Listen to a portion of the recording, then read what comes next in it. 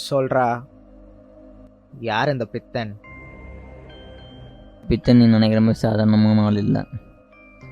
அவன் மேலே பயம்ன்றது அவனை பற்றி பேசும்போது வராமல் இருக்கலாம், அவனை தேடி இவ்வளோ தூரம் வரும்போதும் வராமல் இருக்கலாம். ஆனால் பித்தனுக்கு முன்னாடி வந்து நின்னா அப்போ வரும் பயம். சாவை தேடி போன முடிவு பண்ணிட்டேங்க.